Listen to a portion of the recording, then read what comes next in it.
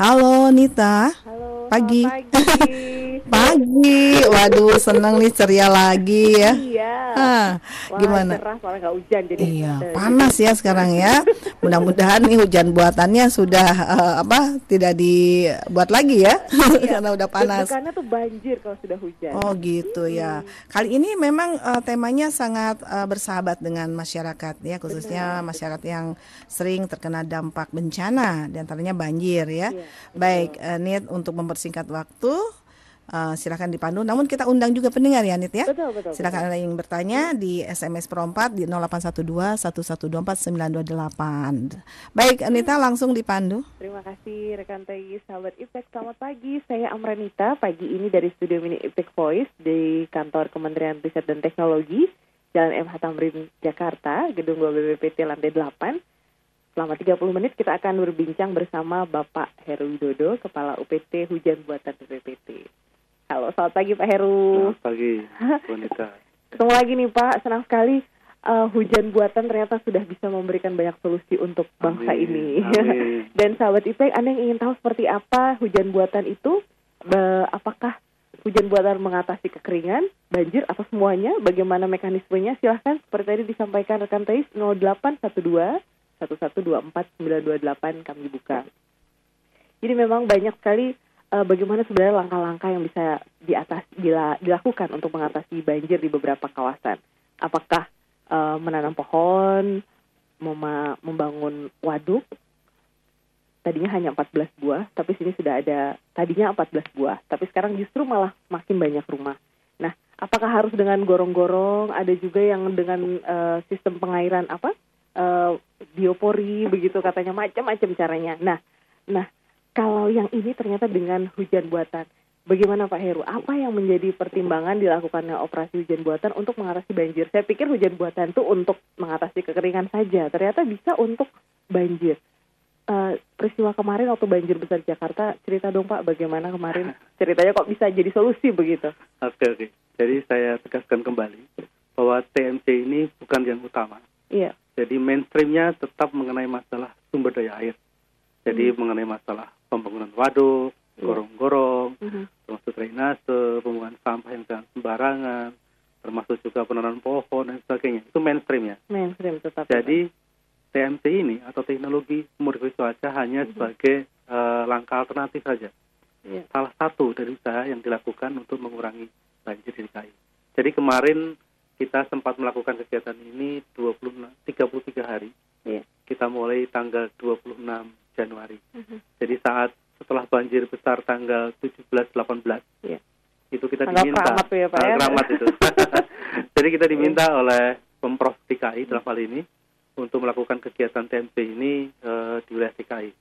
Dan kebetulan kami sudah punya mitra sangat-sangat bagus, yaitu BNPB, Badan Nasional Penanggulangan Bencana. Iya. Jadi waktu itu memang sebenarnya sebelumnya Pak Samsul Ma'arif sudah meminta kepada kita.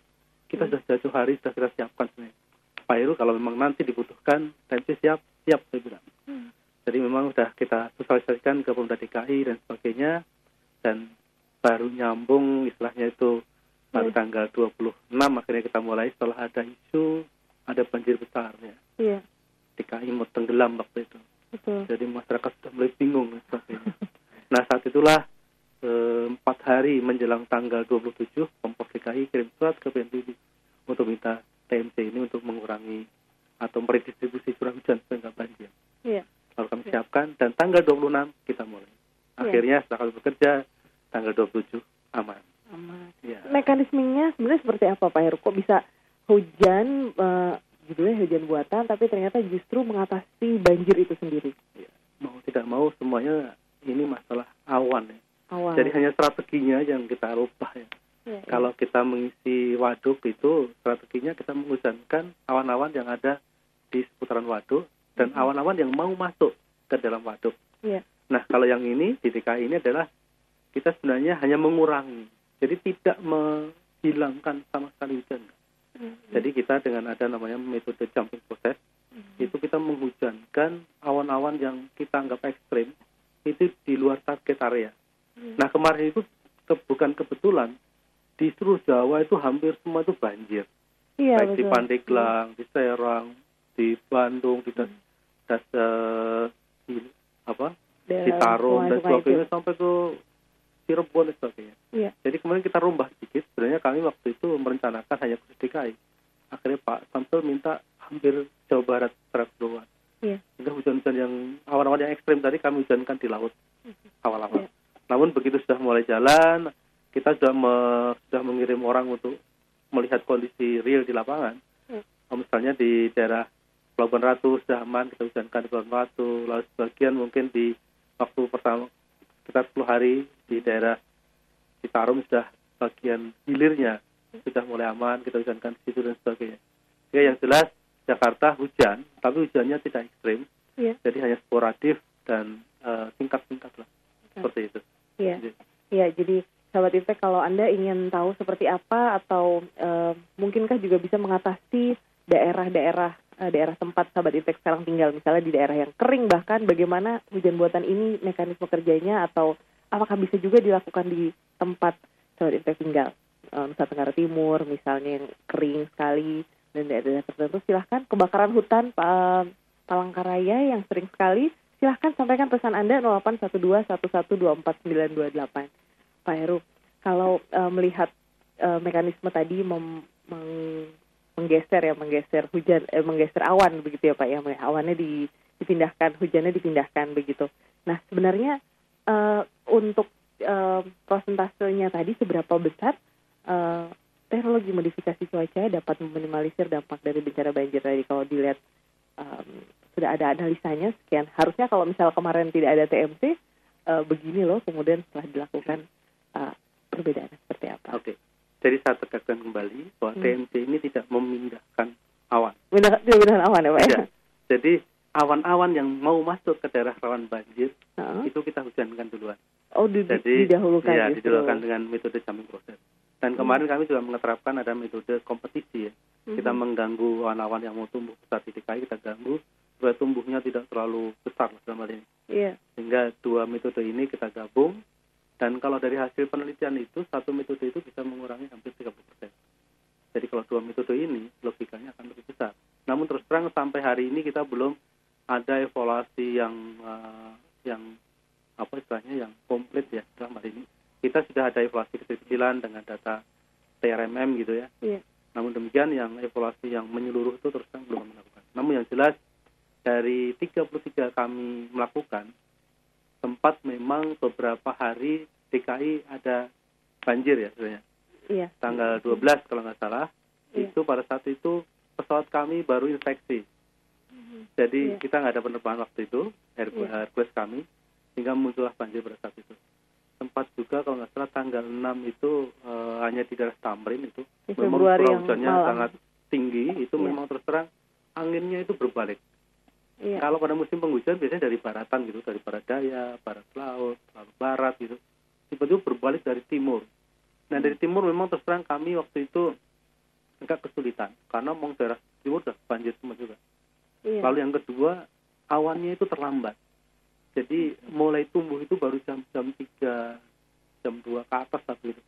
Pada saat itu kami sudah melakukan kegiatan satu kali penerbangan, namun sudah tidak bisa melakukan penerbangan lagi karena memang jamnya sudah sore hari. Iya. Sehingga waktu itu sempat di daerah Tamrin, kalau saya lihat dari data curah itu cukup tinggi. Namun yang jelas dari 33 hari ini teman-teman di Jakarta kelihatannya sudah lupa dengan banjir.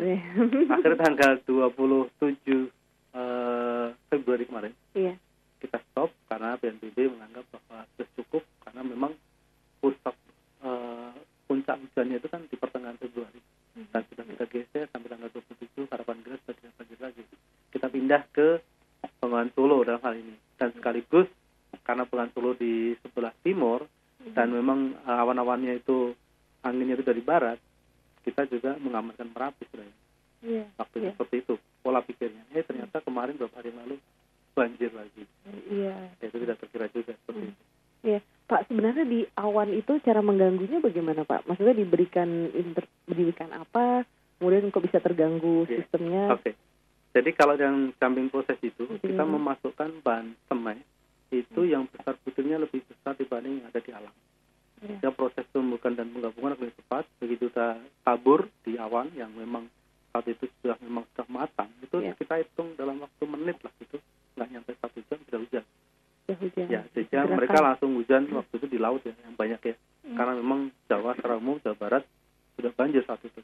Lalu yang metode kompetisi itu kebalikannya, yaitu kita memasukkan bahan semai yang besar butirnya itu hampir mirip dengan yang ada di alam. Sehingga terjadi kompetisi uap air, Iya. sehingga awan itu kekurangan uap air, sehingga dia seperti istilahnya kalau gampangnya itu dimandulkan lah, sehingga menjadi besar, awan besar itu. Seperti kasusnya pada saat kebakaran hutan. Itu kan kebakaran hutan itu kan mau memberikan bahan semai dalam hal ini CCN yang cukup besar di alam. Iya. Sehingga di atas lahan yang terbakar itu biasanya awan nggak tumbuh. Oh, Nah itu kami adopsi di alam itu. Iya. Kami pelajari apa sih kok bisa seperti ini. Kami pelajari dan memang dari beberapa pakar dunia mengatakan bahwa memang dengan kita memasukkan bahan semai yang cukup banyak ke dalam awan yang besar butirnya sama, itu akan menjadi kompetisi besar-besaran di dalam awan. Uap air saling tarik menarik sehingga akhirnya awan tidak tumbuh di dalam besar. Gitu. Iya. Iya. Iya. Kalau untuk kekeringan tadi berarti dilakukannya di tempat daerah Di yang daerah kekeringan. target ya, daerah aliran sungai. Nanti yang enaknya di Indonesia itu kita sungai itu dibatasi oleh das ya. Iya, daerah. Sehingga dimanapun kalau kita menghujankan awan di dalam das itu akan masuk ke waduk. Iya. Itu untungnya di Indonesia itu. Betul. Makanya TMC ini sangat-sangat cocok sekali untuk pengelolaan air. Baik. Ya. Sahabat Impact, Anda suka mendengar TMC itu, Traffic Management Center. Nah, ini beda. Ini namanya teknologi modifikasi cuaca. Sama-sama intervensi yang baik sekali. Yang ini untuk mengatasi berbagai bencana. Jadi, meminimalisir dampak bencana baik banjir, kebakaran hutan, kekeringan. Dan hal ini dilakukan berupa hujan buatan oleh BPPT. Sudah hadir narasumber Bapak Heru Widodo, Kepala UPT Hujan Buatan BPPT. Pak, selain Jakarta, Pak, ada daerah lain tidak? Tapi sebelumnya saya mau tanya dulu. Sudah ada yang masuk di Pro 4? Halo? Nita, Iya. ini ada TMC ya. Kalau TMC itu kan dari Polda biasanya. Tapi sekarang lain ya. Begitu ya, iya. Teknologi Teknologi modifikasi cuaca. betul. Waduh, bagus juga. Ini ada pertanyaan ini. Iya. Sudah ada pertanyaan dari Lia di Pekanbaru ini. Katanya, saya ingin bertanya, seberapa jauh jangkauan yang diperoleh oleh hujan dan apakah di daerah Pekanbaru bisa dibuat hujan buatan? Karena daerah Pekanbaru banyak hotspot atau titik api yang menyebabkan kebakaran katanya. Satu dulu atau dua-duanya langsung? Bisa langsung satu lagi. Ya, kemudian satu lagi Pak, saya Kekah di Sunter. Kenapa membuat hujan buatan biayanya sangat mahal katanya? Baik. Terima kasih. Iya. Terima kasih. Baik, Pak, langsung. Oke. Mbak Lia tadi ya Iya. di Pekanbaru Riau. Jadi setiap tahun kami ke sana, Mbak. Jadi mungkin Iya. perlu diketahui Mbak Lia. Sudah jadi Kami TO ya, Pak ya? sudah setiap tahun hampir melakukan kegiatan hujan buatan itu di Pekanbaru. Yang pertama untuk pengisian waduk Kota Panjang dan juga Singkarak di Sumatera Barat. Yang kedua, kami hampir siap juga untuk menanggulangi asap kebakaran lahan dan hutan. Jadi memang kalau asap rata-rata kita di sana bulan-bulan ya Juli, Agustus, September. Kering-keringnya gitu tuh, Pak ya? Bahkan pada saat PON kemarin kita juga diminta untuk mengamankan PON di Pekanbaru. Ya. Kalau untuk ngisi waduk biasanya di bulan-bulan April ya kita mulai. Memang itu musim transisi di sana, sehingga itu sangat pas untuk dilakukan hujan buatan. Iya. Lalu masalah biaya. Nah ini sering masyarakat selalu bertanya, ini mahal itu. Kita sudah punya PP tarif. Jadi pemerintah sudah menyediakan semacam peraturan pemerintah yang mengatur PP tarif untuk TMC. Iya. Jadi memang tiap harinya itu sekitarnya 113-114 juta ya. Nah ini memang sekarang ini kita masih mengandalkan pesawat. Iya. Sehingga memang biaya pesawat ini yang paling besar. Namun sering lupa masyarakat tidak melihat faedahnya, Kalau manfaatnya. sudah banjir, Nah, bagaimana ya? Lebih kalau untuk tinggi mengisi lagi. waduk, teman-teman PLN itu sudah hitung-hitungannya sudah sangat-sangat kritis sekali. Kalau dia tidak untung, nggak mungkin akan tiap tahun minta hujan buatan untuk isi waduk. Iya. Jadi kita lihat dari misalnya air yang masuk ke waduk, lalu dia menjadi listrik Pembangkit dari listrik. PLTA ya, listrik dijual ke masyarakat. Belum di situ ada daerah yang sudah terhujani ya, di daerah catchment areanya gitu. Di situ ada plasma nutfah dan sebagainya, banyak rentetannya itu. Iya. Lalu belum kalau itu masuk untuk pengairan. Pengairan Iya. nanti kan menghasilkan padinya dijual dan sebagainya. Jadi benefit cost ratio selalu kami hitung pada saat kegiatan. Dan rata-rata lebih dari satu yang jelas. Itu konsep bisnisnya ya. Iya. Walaupun memang ada yang sampai 1:300, 1:100, 1:10, tergantung juga casing areanya. Iya. Lalu kalau untuk banjir, kasus kemarin di Jakarta itu baru 3 hari banjir, itu sudah 20 triliun Kerugian kerugiannya. yang diterima. Nah, ya, Pak, kita ya? sekarang kemarin itu BNPB menganggarkan sekitar 13 M. Iya. Itu sampai hari ini belum habis. Kami sudah ada di Solo dan sebagainya. Jadi ya kadang-kadang mungkin kelihatan mahal gitu, tapi kalau dilihat dari akibatnya, misalnya kalau tidak melakukan sebagainya itu sangat-sangat jauh lah. Iya. Seperti macam investasi begitu ya Pak ya, investasi jangka panjang. Nah, kalau biaya sebegini besar tadi karena masih pakai pesawat, lebih baik nanti akan dengan minimalisirnya akan lebih murah kalau dengan apa berarti Pak? Jadi begini, sekarang itu di PLN Sulawesi Barat, di Das Mamasa, itu ada salah satu das yang sekarang sudah kami kaji, kita mau menggunakan namanya ground based generator. Jadi sistem penyemaian dari darat. Jadi kita mau membangun semacam menara-menara gitu, sehingga nanti dari menara itu ada namanya COSAT atau flare, itu bisa kita kendalikan di posko. Kalau nanti dari radar nampak balai darah itu sudah mulai ada awan, itu COSAT atau itu kita bakar gitu, dia tumbuh menjadi hujan. Nah, itu akan lebih murah nantinya. Nah, tapi memang ini tidak bisa serta-merta di semua wilayah. Ini biasanya ada di daerah yang berpegunungan. Jadi punya topografi yang cukup tinggi gitu, tinggal kita nanti pasang menara seperti yang kami lakukan di Gunung Pangrango Gede ya. Itu kita mendirikan 50 meter menara itu. Sudah hampir di bawah dasar awan begitu. Tinggal kita hidupkan, itu akan disedot oleh awan tersebut dengan adanya proses updraft dan downdraft itu. Awan akan tumbuh besar, akhirnya hujan di situ. Nah, mudah-mudahan nanti daerah yang memang membutuhkan dan di sana ada pegunungan dan hujan nanti juga bisa tertampung di waduk, dan metode ground based generatornya akan lebih murah. Baik, Nita. Ya, baik. Ini sudah ada penanya lagi nih. Waduh, iya. Dari soalnya hujan buatan sih, masalahnya kan banyak yang sering kena banjir di Indonesia ya. Ini dari Asri Hasan di Luwu nih, Sulawesi Selatan nih. Selamat pagi Pak Heru Widodo, katanya. Apakah alat-alat dan bahan-bahan dari teknologi hujan buatan itu sudah diproduksi dalam negeri atau masih alat atau bahan import, katanya. Kemudian satu lagi nih, ada pertanyaan. Nah, bagaimana dengan Jakarta? Ya kan jauh dari gunung-gunung istilahnya kan. Nah, kan Jakarta memang terkenal sering kena banjir. Nah, untuk teknologi modifikasi cuaca atau hujan buatan untuk Jakarta sendiri seperti apa ya? Kemudian satu lagi dari Andi di Jakarta. Di luar negeri katanya teknologi ini juga digunakan. Kemampuan kita bagaimana? Apakah aman? Ya, 3 pertanyaan nih. Ya, baik, terima kasih. Baik Pak. Jadi mengenai alat dan bahan, untuk bahan itu kita sudah produksi dalam negeri. NaCl kita cukup banyak, kita buat menjadi bahan semai hujan buatan. Saat ini kita buat dalam negeri, lalu kita juga mengembangkan bahan yang berupa kembang api, yaitu COSAP namanya sebenarnya. Itu memang pertama kali kita mengadopsi dari Kanada waktu itu.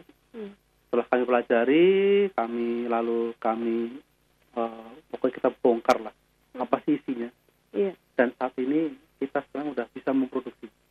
Kita bekerjasama, BPPT sudah punya patennya, lalu kita kerjasama dengan Pindad dalam hal ini, dan kita sudah memproduksi. Kemarin pada saat kita kegiatan di Jakarta, itu kami sudah mengambil dari produksi Pindad dalam hal ini.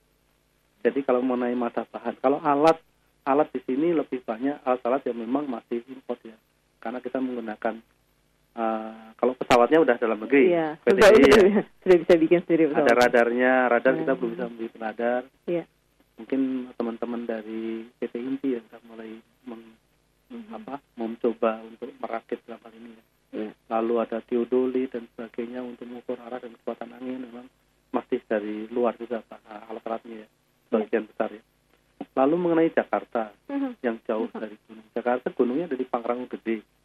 Di sana sudah ada 5 menara yang kami kembangkan di Pangrango Gede. Memang dulu kita mau membangun sekitar 13. Namun terus terang, ini 5 itu hanya sebagai umpan sebenarnya.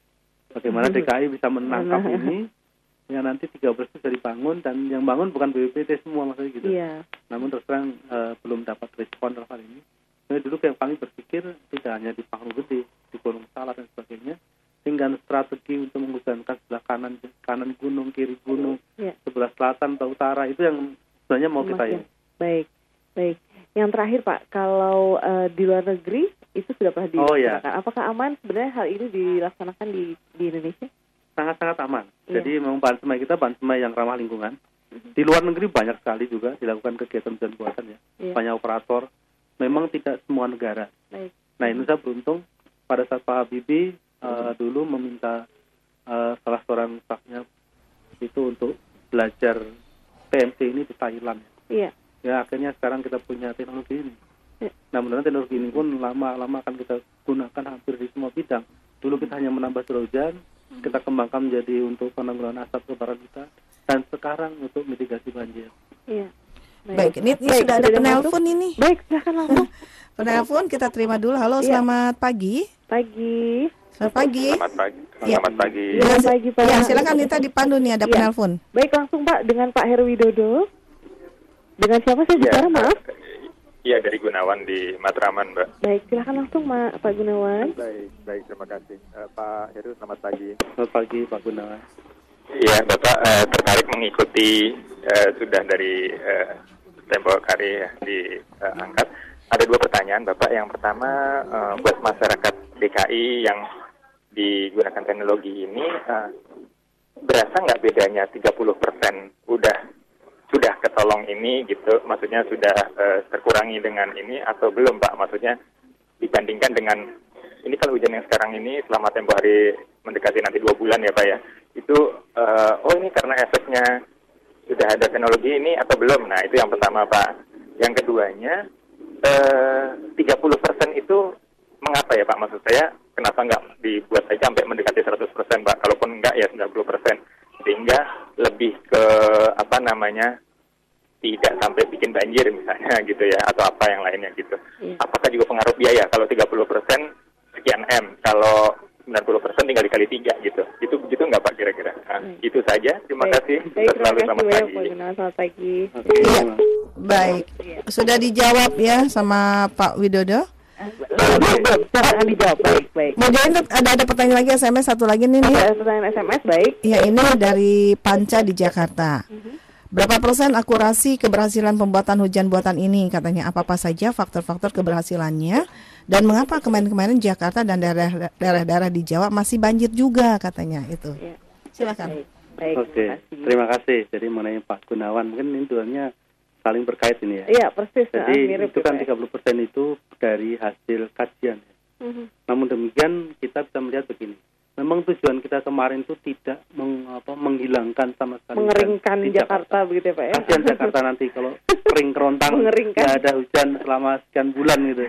Saya bisa diprotes karena memang banyak masyarakat juga memberikan masukan kita, jangan dong, kasihan Jakarta nanti kalau musim kering nanti akan kekeringan. Jadi enggak. Jadi kita hanya melakukan perlakuan hujan-hujan ekstrim. Jadi yang kemampuan yang ada di dalam Jakarta sendiri, konveksi yang ada di lokal, itu biar tetap terjadi sebenarnya. Jadi memang kalau dirasakan tetap ada hujan, cuma hujannya nggak terlalu lebat lah. Dan ini mungkin teman-teman tadi kegiatan masih menganggap bahwa dari awal sampai sekarang masih ada kegiatan. Kita sudah stop tanggal 27 kemarin. Dan kemarin beberapa hari yang lalu banjir lagi. Nah kelihatannya ini teman-teman dari BPBD mau minta lagi. Kita tunggu aja nanti. Kalau memang nanti dari teman-teman BPBD DKI sekarang ini melancarkan surat ke BNPB, ya akan kita laksanakan juga dalam hal ini. Lalu kita melihatnya begini ya, kalau untuk mengurangi langsung 30% itu hitung-hitungannya berarti kita harus punya data yang sangat komplit ya. Kita lihat saja kan tujuan kita sebenarnya tidak menghilangkan hujan. Bagaimana hujan itu tidak menimbulkan banjir. Kalau selama 33 hari ternyata Jakarta waktu itu memang agak tergenang itu 2 hari. Itu kita analisis gitu aja. Karena kalau kita tetap berpegang, apalagi ditambah dari 100%, kita butuh pesawat yang besar. Itu seperti kami laksanakan di Jakabaring. Waktu tahun 2011 pada SEA Games, itu sama sekali tidak hujan. Itu kami waktu itu memang Jakabaring nggak terlalu luas ya. Kami mengerahkan 4 pesawat, itu sehari kami terbang bisa 15 hari, supaya benar-benar di daerah Jakabaring tidak hujan. Nah, Jakarta sebenarnya bisa juga, tapi memang harus dengan kemampuan ekspor yang cukup besar dalam hal ini. Jadi Jadi kami harus jaga-jaga awan yang di sebelah selatan, awan di sebelah timur, yang sebelah utara, dan sebagainya. Kami jaga jangan sampai dia masuk ke dalam daerah target. Namun kan itu tidak ada gunanya. Karena memang tujuannya memang kita tidak menghilangkan hujan. Tujuannya supaya bagaimana Jakarta tidak banjir. Kalau misalnya banjir pun juga tidak sampai banjir besar, hanya mungkin ya ibaratnya itu antrian air lah. Seperti kasus yang tanggal 6 atau berapa itu pernah terjadi. Yang membuat ini berhasil biasanya jika Bapak tadi ada faktor-faktor keberhasilan itu. Faktor keberhasilan. Jadi memang kita sekarang ini juga kemampuan kita itu bisa terbang baru pada pagi sampai sore. Baik. Kita belum bisa melakukan penerbangan pada saat malam hari. Dan ini sudah kami sampaikan kepada Bapak Kepala BNPB dalam hal ini, Bapak Samsul Ma'arif. Mungkin nanti perlu juga perlengkapan khusus ya kalau terbang malam hari. Kita perlu misalnya kacamata inframerah untuk supaya peneliti yang saat itu frekuensi terbang itu bisa melihat awan pada malam hari. Lalu pesawatnya juga khusus yang terbang malam hari. Mungkin kalau itu bisa terbang sampai malam hari, saya yakin tingkat keberhasilan untuk memitigasi banjir akan semakin besar dalam hal ini. Akan kecolongan lah Pak ya, kecolongan betul. awannya keburu datang gitu ya Pak. Nah, terakhir Pak, kalau ada teman-teman di daerah yang kering sekali atau sering hujan sekali atau sedang mengalami kebakaran hutan, ingin dibantu begitu, langkahnya sebenarnya bagaimana? Karena mungkin kalau dari person langsung ke BPPT mungkin akan tadi biayanya juga tinggi. Langkahnya biasanya apa yang harus dilalui Pak? Menghubungi siapa dulu? Oke, jadi memang BPPT itu hanya sebagai lembaga riset yang menyediakan teknologi. Baik. Untuk anggaran bisa melalui mungkin Menko Kestra dalam hal ini. Yang jelas BNPB itu hampir setiap tahun kirim surat ke Pak Gubernur di setiap daerah itu ke Badan Nasional Penanggulangan Bencana Pusat. Semoga nanti dari BNPB akan merespon dalam hal ini. Mungkin kalau untuk menambah waduk bisa juga nanti ke Kementerian Pekerjaan Umum, Pertanian dan sebagainya. Jadi selain hujan buatan masih banyak hal-hal lain yang perlu dilakukan ya Pak untuk menangani banjir. Betul. Terima kasih banyak Pak Heru waktunya.